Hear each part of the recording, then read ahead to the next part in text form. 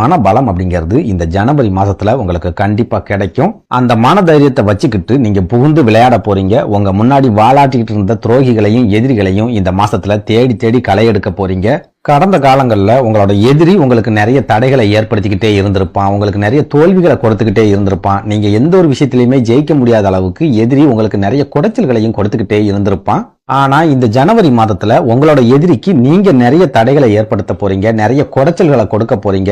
நீங்க கொடுக்கக்கூடிய குடைச்சல்கள் தாங்க முடியாம உங்க எதிரி உங்ககிட்ட சரணடைய போறான். அப்படி இல்லைன்னா எனக்கு ஏதாவது உதவி செய்ய முடியுமா அப்படின்னு கேட்டு உங்களோட எதிரி உங்ககிட்டயே உதவி கேட்டு வந்து நிக்க போறான் அப்படின்னு சொல்லலாம். சுருக்கமா சொல்லணும் அப்படின்னா சிம்மராசி அன்பர்கள் இந்த ஜனவரி மாசத்துல வெறி கொண்ட வேங்க மாதிரி எழுந்து நிக்க போறீங்க. சுத்தி சுத்தி சோறாவளி மாதிரி சுழட்டி அடிக்க போறீங்க. உங்களோட எதிரிகளுக்கும் உங்களை சுத்தி இருக்கிற துரோகிகளுக்கும் சரியான பாடத்தையும் கத்து கொடுக்க போறீங்க அப்படின்னு சொல்லலாம்.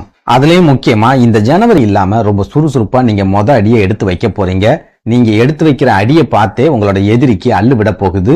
கடந்த காலங்கள்ல நீங்க உங்களோட குடும்பத்தை பத்தி யோசிச்சு, குழந்தைகளை பத்தி யோசிச்சு, சொந்த பந்தங்களை பத்தி யோசிச்சு ஒரு காரியத்துல நம்ம இறங்கலாமா வேண்டாமா அப்படின்னு ரொம்பவே தயங்கிக்கிட்டு இருந்திருப்பீங்க. இந்த தயக்கத்தாலேயே உங்களோட எதிரி உங்களை ரொம்ப சுலபமா ஜெயிச்சுட்டு போய்கிட்டே இருந்திருப்பான். ஆனா இந்த ஜனவரி மாதத்துல அந்த மாதிரி எந்த விதமான தயக்கமும் உங்களுக்குள்ள இருக்கவே இருக்காது. ஏறி அடிச்சுக்கிட்டு போய்கிட்டே இருப்பீங்க. எதை பத்தியும் யோசிக்கவே மாட்டீங்க.